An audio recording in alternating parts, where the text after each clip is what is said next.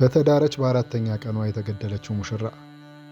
የዛሬ 6 ወር ነበር ይህን ዘግናኝና ለጆሮ የሚከብድ ዜና በትግራይ ውቅሮ ከተማ የሰማ ነው። በወቅቱም የብዙዎችን ልብ የነካና ሕዝብንም እጅግ ያስቆጣ ዜና ነበር።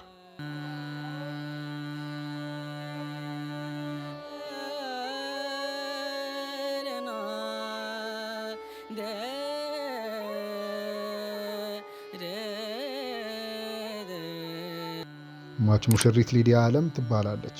እሷም እንደ ማንኛውም ሰው ይወደኛል እኔም እወደዋለሁ ካለችው ለወደፊትም የልጆቼ አባት ይሆናል ብላ ካሰበችው ሰው ጋር ነበር ትዳር ለመፈጸም አስባ ወግና ስርዓቱ እንደሚፈቅደው ድል ባለ ሰርግ ያገባችው።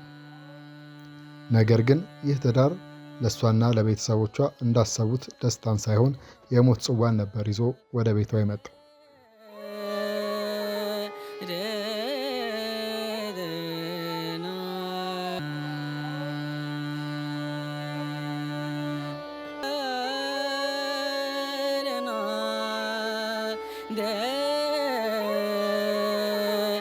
ሟች ሙሽሪት ሊዲያ ዓለም ከዛሬ 6 ወር በፊት ማለትም ጥቅምት 7 2017 በትዳር አጋሯ በአሰቃቂ ሁኔታ መገደሏ ተሰማ። ነገሮችን በመነጋገር መፍታት እየተቻለ እንዲህ ያሉ ነገሮችን መስማት በእጅጉ ያማል።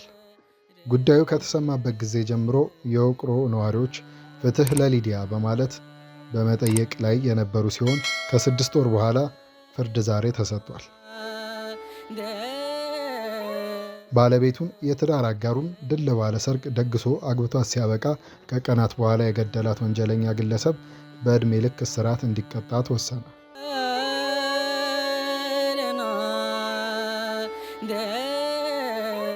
የግድያ ወንጀሉ በወርሃ ጥቅምት 7 2017 ዓ.ም በውቅሮ ከተማ ነው የተፈጸመው። ሟቿ ሙሽሪት ሊዲያ ዓለም እሁድ ተድራ ሐሙስ በባለቤቷ በጭካኔ ተገድላለች። ገዳይ ወንጀለኛ ግድያውን ፈጽሞ ወዲያውኑ ለፖሊስ እጅ መስጠቱን ቲግቫ ኢትዮጵያ ከመቀሌ ቤተሰቦች መዘገቡን ይታወሳል። ጉዳዩን ሲከታተል የቆየው የምዕራባዊ ዞን ማዕከላዊ ፍርድ ቤት ዛሬ መጋቢት 25 2017 ዓ.ም ከ6 ወር በኋላ በዋለው ችሎት የመጨረሻ ውሳኔ አስተላልፏል። ፍርድ ቤቱ በውሳኔው ገዳይ ወንጀለኛ ከሟቿ ጋር በተፈጠረው አለመግባባት በመነሳሳት ጉሮሮዋን አንቆ በመግደል ከሞቷ በፊት 2 አይኖቿን ጎልጉሎ በማውጣት እጅግ አሰቃቂ በሆነ መንገድ መግደሉን አረጋግጫለሁ ብሏል። ግለሰቡ የወንጀለኛ መቅጫ ሕግ 537/1 ሀ መሰረት በዕድሜ ልክ ጽኑ እስራት እንዲቀጣ ተወስኗል። የምስራቅ ዞን ማዕከላዊ ፍርድ ቤት